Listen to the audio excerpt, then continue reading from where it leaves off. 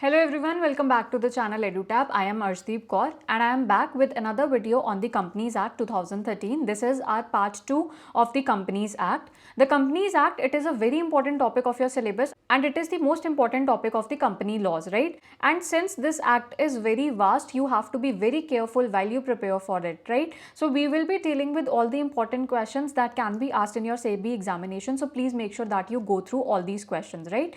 So let's start with it.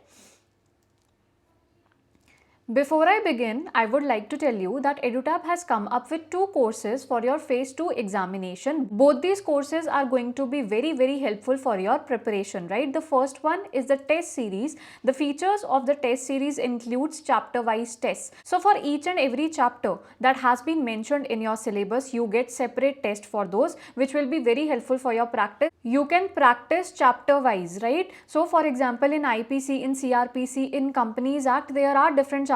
These acts, they have been divided into different chapters, right? So on the basis of these chapters, you get different tests for each of those. So through these tests, your preparation will become very easy. You can prepare for a topic and after that you can practice out of these tests. So it is going to be very helpful for you. The second feature includes the full length test with evaluation. So since the descriptive portion has been added by SEBI for the first time, so you have to get your answers checked, right? You need someone who can check your answer and can give you the necessary feedback that is required. So our experts, they will be evaluating your test, they will be giving you necessary feedback and they will be assisting you in how you can improve your answers, right? So it includes full length test with evaluation and you also get one-on-one mentor support. The second course is the live crash course. The live classes, they are already going on and the classes which have already been conducted, you can get the recorded session of those. So if you have not prepared for some topics or if you are confused with relation to any of the topic, you can go and watch that video on that topic. It is going to be very helpful for you. So you get the recorded sessions that has already been conducted, right? You also get short notes. With the help of these short notes, you can prepare your descriptive part answers and these answers, they will be checked, they will be evaluated by our experts. So for the descriptive portion, these short notes, they will come very handy. And all the features of the test series, they are also included in the live crash course, right? And lastly, you also get one-on-one mentor support. So all your queries, all your doubts, they will be cleared by our experts, right? So please make sure that you go through both these courses and you avail our offer which is going on right now. So if you want to avail it, you can refer to the link in the description below. Now let's start with our lecture. Question number 1. Shelf prospectus is valid for dash years from the date of opening of the issues. The answer to this question is A, that is 1 year, right? So first of all, let's understand that what is a prospectus. Prospectus is a document through which a listed public company makes an appeal to the public to subscribe to its shares and debentures, right? So it is basically an invitation that we are issuing our shares and the public can subscribe to the same, right? So prospectus, it is a legal document that outlines the securities, the financial securities for sale to the investors, right? So this is what this is known as prospectus. Now there are 4 types of prospectus which are included in the Companies Act. We are here talking about the shelf prospectus. As the products, they have a shelf life, the same manner this prospectus has a validity period which is maximum 1 year.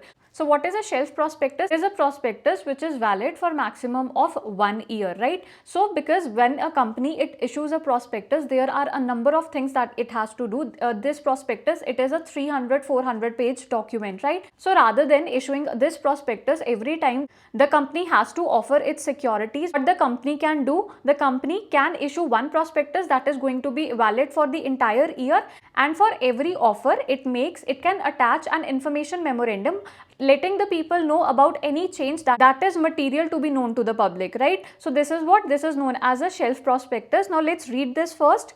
Any class or classes of company as the Securities and Exchange Board may provide by regulations in this behalf may file a shelf prospectus with the registrar at the stage of the first offer of securities included therein, which shall indicate a period not exceeding 1 year. So it cannot be more than 1 year as the period of validity of such prospectus, which shall commence from the date of opening of the first offer of the securities under that prospectus and in respect of the second subsequent offer or such securities issued during the period of validity of the prospectus.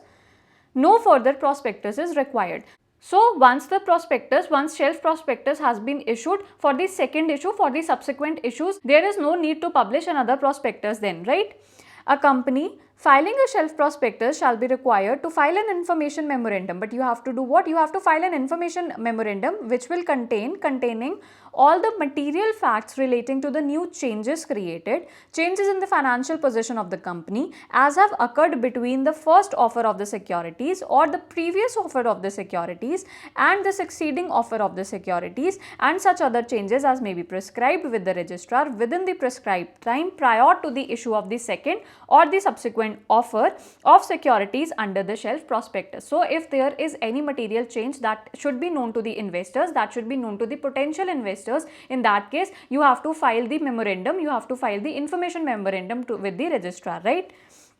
Provided that where a company or any other person has received application for the allotment of securities along with the advance payment of subscription before the making of any such change, the company or other person shall intimate the changes to such applicants, and if they express a desire to withdraw their application. Now for example, that someone had booked for the shares, right? Say someone had booked for the shares, they had given some advance money to buy shares of a company, and that company, it undergone a change. For example, let's say their liabilities, they increased. Now in this case, this person, this investor, he is going to be informed about the change, and if he wants to withdraw his application, he can do so, and his money and his fees which was taken from him, that will be refunded to him, right? So this is what it says. And if they express a desire to withdraw, they can. Their application, the company or other person shall refund all the monies received as subscription within 15 days thereof. So it will be refunded to them, it will be given back to them within 15 days. Where an information memorandum is filed every time an offer of the securities is made under subsection 2, such memorandum together with the shelf prospectus shall be deemed to be a prospectus. And for the purpose of this section, the expression shelf prospectus means a prospectus in respect of which the securities or class of securities included therein are issued for subscription in one or more issues over a certain period without the issue of a further prospectus. So you need not to publish a fresh prospectus every time. You can do what? You can issue a shelf prospectus with a validity of maximum 1 year, and you can do what? You can issue securities for that period without issuing a fresh prospectus, right? But you have to file what? You have to file the information memorandum with that. I hope now you are clear with the shelf prospectus. Moving on, question number 2. First annual journal meeting shall be within a period of dash months from the day of closing of the first financial year of the company. The answer to this question is C, that is 9. Right? So annual journal meeting, every company other than a one-person company. So every company other than a one-person company shall in each year hold, in addition to any other meeting, a journal meeting as its annual journal meeting, and shall specify the meeting as such in the notice calling it, and not more than 15 months shall elapse between the date of one annual journal meeting of a company and that of the next. So a gap of more than 15 months, that cannot happen between two annual journal meetings, provided that in case of the first annual journal meeting, it shall be held within a period of 9 months, and the first annual journal meeting, it will be held within 9 months from the date of closing of the financial year of the company, and in other cases within a period of 6 months from the date of closing of the financial year. Provided further that if a company holds its first annual journal meeting as aforesaid, it shall not be necessary for the company to hold any annual journal meeting in the year of its incorporation. Provided also that the registrar may, for any special reasons, extend the time within which any annual journal meeting other than the first annual journal meeting shall be held by a period not exceeding 3 months. So the registrar can extend that time. Every annual journal meeting shall be called during business hours. It will be called during business hours, that is between 9 am to 6 pm on the day that is not a national holiday, and shall be held either at the registered office of the company. It has to be held either at the registered office of the company or some other place within the city, town or village. It has to be within the same city, right? City, town or village in which the registered office of the company is situated. Provided that the annual journal meeting of an unlisted company may be held at any place in India if consent is given in writing or by electronic mode by all the members in advance. Provided further that the central government may exempt any company from the provisions of this subsection subject to such conditions as they may impose. And lastly, for the purpose of this subsection, national holiday means and includes a day declared as a national holiday by the central government. So the annual journal meeting, it cannot be held on a national holiday. So I hope you are clear with this also. Moving on, question number 3. Who are the persons entitled to receive notice of a journal meeting of a company registered under a Companies Act 2013? So the answer to this question is D, that all of these. Let's read this. A journal meeting of a company. Okay, so a journal meeting is a meeting of the shareholders. It is the meeting of the members, right? So whenever you read journal meeting, it is a meeting, that is a meeting of the shareholders, that is the meeting of the members. Wherever you read board of directors, meeting of the board of directors, it is the meeting of the directors only, right? So a journal meeting of a company may be called by giving not less than clear 21 days notice. This is also important. You have to remember 21 days notice is necessary either in writing or through electronic mode in such manner as may be prescribed. Provided that a journal meeting may be called after giving shorter notice, but it can be called after giving a shorter notice than specified in subsection if the consent in writing or electronic mode is accorded thereto. In the case of an annual journal meeting, by not less than 95% of the members entitled to vote thereat. So if an annual journal meeting has to be called for which a shorter notice is to be given, in that case 95% of the vote is required. And in case of any other journal meeting by the members of the company holding, if the company has a share capital majority in number of the members entitled to vote and who represent not less than 95% of such part of the paid up share capital of the company as gives a right to vote at the meeting, or having, if the company has no share capital, not less than 95% of the total voting powers exercisable at the meeting. Every notice of the meeting shall specify the place, date, day and the hour of the meeting and shall contain a statement of business to be transacted as such meeting. So you have to specify all these things. The notice of every meeting of the company shall be given to every member of the company, legal representatives of any deceased member or the assignee of an insolvent member. So if a member is insolvent, in that case the assignee is also going to get the notice. If a member has been dead, his legal representative, and otherwise all the members of the company. The auditor or the auditors of the company, so all the auditors, they will be given the notice as well. Every director of the company, any accidental omission to give notice to or non-receipt of the notice by a member or other person who is entitled to such notice for any meeting shall not invalidate the proceedings of the meeting. So just because a notice could not reach a person, could not reach a member, that does not mean that the proceedings of the meeting, they are going to be invalidated, right? Moving on, question number 4. If the quorum is not presented within half an hour from the time appointed for holding a meeting of the company, the meeting shall stand adjourned to. So the answer is to the same day in the next week at the same time and place. So quorum of the meeting, quorum basically means the limited number of members that are required to validate a meeting, right? So unless the articles of the company provide for a larger number, if in the articles a larger number has been provided, then that larger number, or otherwise in case of the public company, 5 members personally present if the number of the members as on the date of the meeting is not more than 1000. So if in a public company the members are not more than 1000, in that case 5 members, they will be the quorum. 15 members personally present if the number of the members as on the date of the meeting is more than 1000 but up to 5000. If they are more than 1000 but below 5000, in that case the quorum is 15 members, right? And 30 members personally present if the number of the members as on the date of the meeting exceed 5000, and if the members of the company, of a public company, they are more than 5000, in that case the quorum is 30 members. In case of a private company, 2 members personally present shall be quorum of the meeting of the company.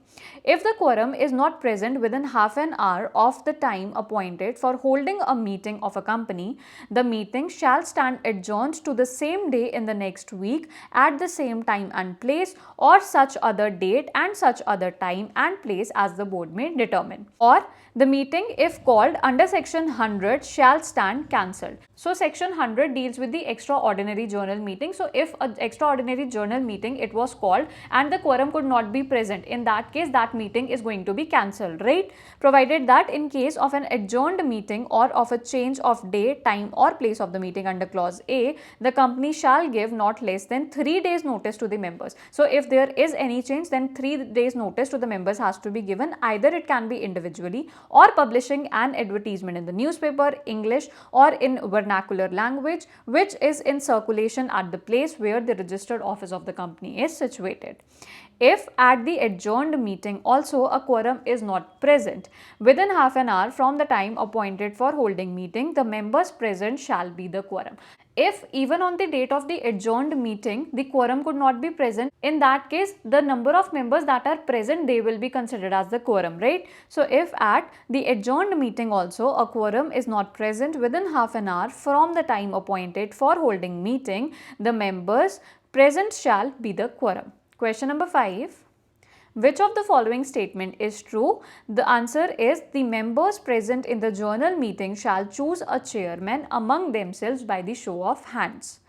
Chairman, unless the articles of the company otherwise provide, the members personally present at the meeting shall elect one of themselves to be the chairman thereof on a show of hands. But if a poll is demanded on the election of the chairman, but if the members want that a poll should be conducted for the appointment of the chairman, in that case they are going to appoint that chairman through the poll, right? So if a poll is demanded on the election of the chairman, it shall be taken forthwith in accordance with the provisions of this act, and the chairman elected on the show of hands under subsection 1 shall continue to be the chairman of the meeting until some other person is elected as a chairman as a result of the poll, and unless and until that person has been elected through poll, the person who was originally appointed through the show of hands, he will be the chairman, and such other person shall be the chairman for the rest of the meeting. And once that person is elected through poll, in that case that member is going to be the chairman of the meeting for the rest of the meeting, right?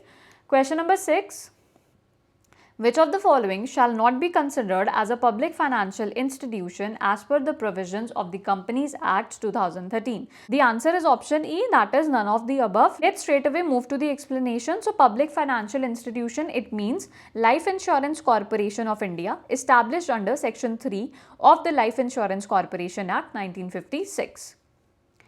The Infrastructure Development Finance Company Limited, referred to in clause 6 of subsection 1 of section 4A of the Companies Act 1956. Specified company, referred to in Unit Trust of India.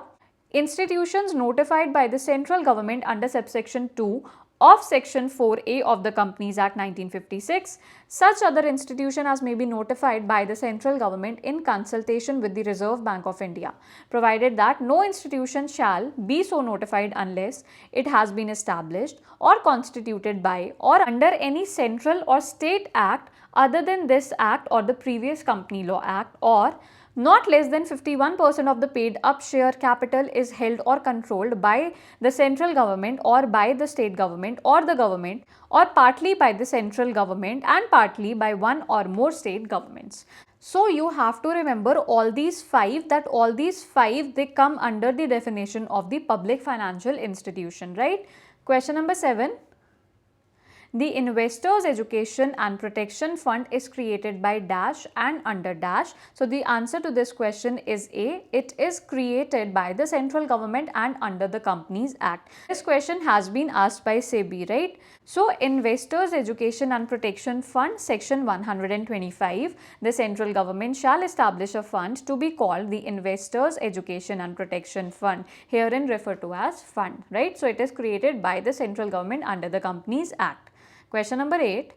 In case a company makes a default in transferring shares to the Investors Education Protection Fund, such company shall be liable for a penalty of, so the answer to this question is C, that is 1 lakh rupees if continuing failure, further penalty of 500 rupees for each day subject to a maximum of 10 lakh rupees. Let's read this. So if a company fails to comply with any of the requirements of this section, such company shall be liable to a penalty of 1 lakh rupees. The penalty is 1 lakh rupees, and in case of a continuing failure, it is further penalty. So it is 1 lakh plus further penalty of 500 rupees for each day after the first during which such failure continues subject to a maximum of 10 lakh rupees.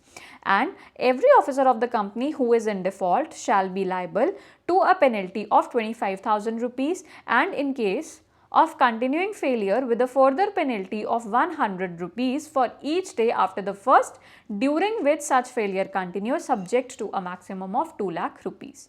Alright, moving on, question number 9. Financial statements means. So the answer to this question is D, that is all of them, they are correct. Financial statements include balance sheet, profit and loss account, cash flow statements, notes and annexures to the financial statements. So all of these, they are included in the financial statements. Question number 10.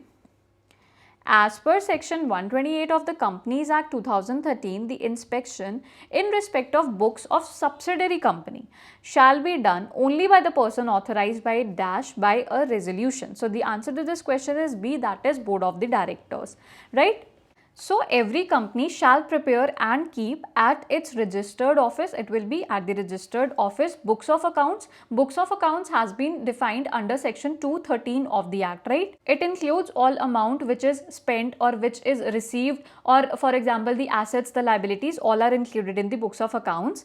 Other relevant books and papers, which could be the minutes of the meetings, or it could be any contract which has been entered, any deed, so all those they have to be also kept. So relevant books and papers and financial statement of every financial year, right? So financial statement for every financial year which give a true and fair view. So it is deemed that it is going to be true and fair, which give a true and fair view of the state of the affairs of the company, including that of its branch office or offices, if any, and explain the transactions affected both at the registered office and its branches, and such books shall be kept on accrual basis and according to the double entry system of accounting. So double entry system of accounting means when you are entering both the debit and the credit, and accrual basis means on due basis. So you register or make an entry on the due basis and not on the cash basis, provided that all or any of the books of the account provided that all or any of the books of account aforesaid and other relevant papers may be kept at such other place in India, but it has to be kept within India as the Board of Directors may decide, and where any such decision is taken, the company shall within 7 days thereof file the registrar a notice in writing giving the full address of the other place. Provided further that the company may keep such books of accounts or other relevant papers in electronic mode in such manner as may be prescribed. Question number 11. As per section 131 of the Companies Act 2013, financial statements can be revised only dash in a financial year. The answer to this question is C, that is once. So this is section 131. This talks about the voluntary revision. Voluntary revision means the company itself wants to revise it, right?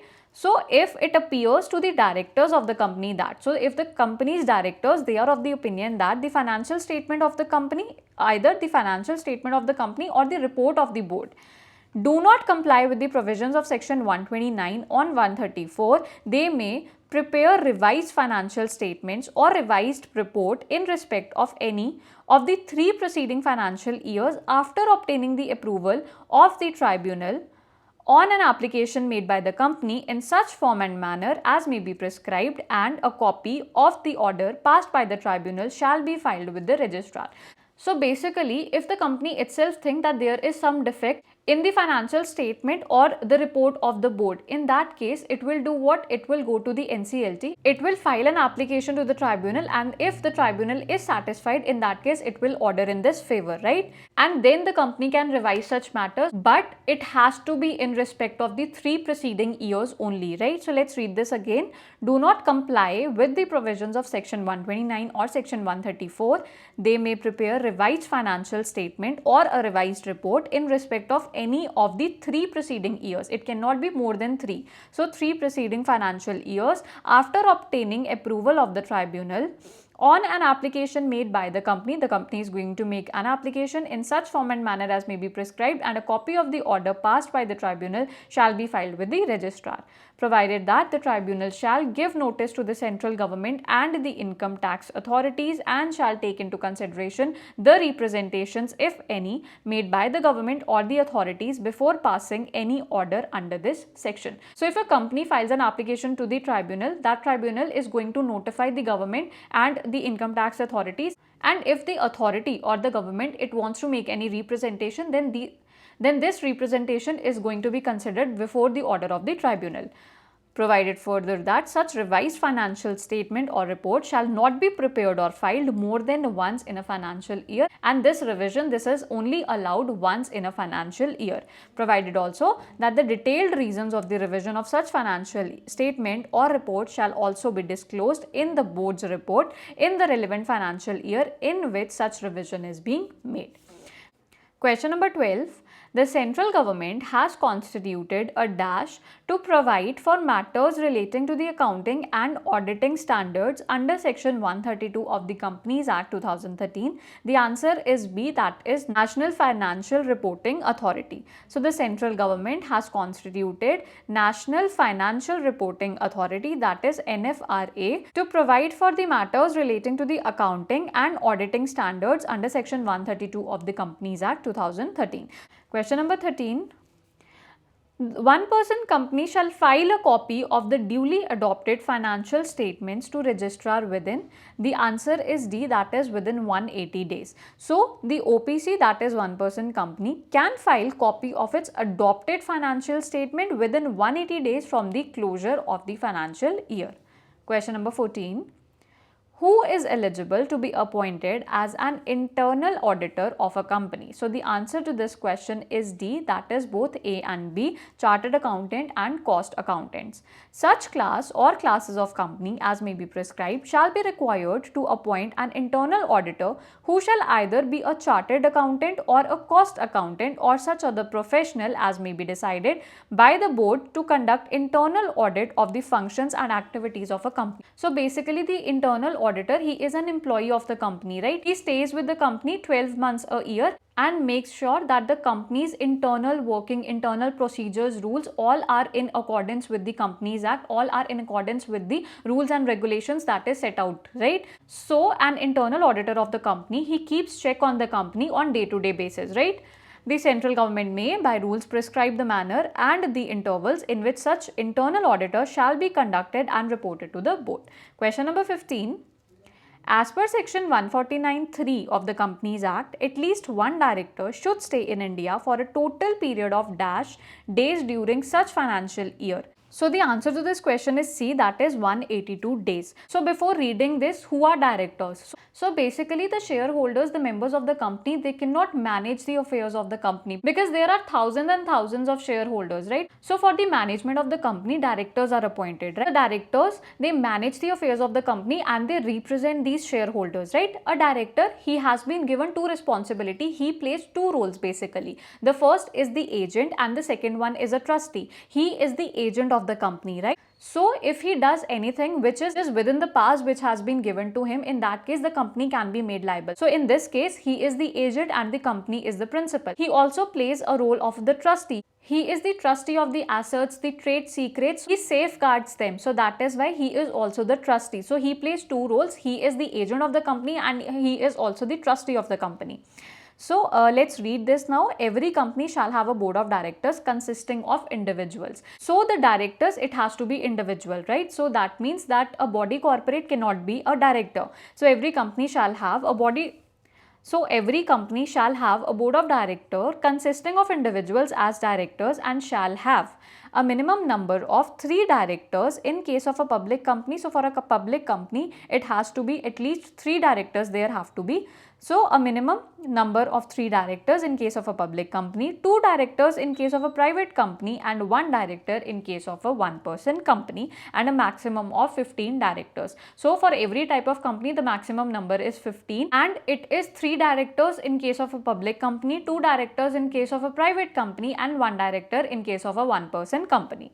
Next, provided that a company may appoint more than 15 directors after passing a special resolution. So if they want, they can appoint more than 15 directors, provided further that such class or classes of the company as may be prescribed shall have at least one women director.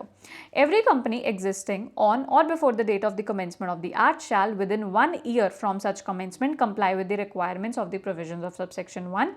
Every company shall have at least one director who stays in India. So every company, it needs a director that stays in India for a total period of not less than 182 days during the financial year. So during that financial year, that director, that one particular director has to stay in India for not less than 182 days. Provided that in case of a newly incorporated company, the requirement under this subsection shall apply proportionately at the end of the financial year in which it is incorporated. So I hope you are clear with these questions. Now, question for achievers. As per section 63 of the Companies Act 2013, a company cannot issue fully paid up bonus shares to its members out of which of the following: free reserves, security premium account, capital redemption reserve account, by capitalizing reserves created by the re-evaluation of the assets, or all of the above. So you have to comment the right answer below. Alright, so that was all for today. I hope it was a helpful session for you. For more such videos, please like, share and subscribe to the channel EduTap. Thank you.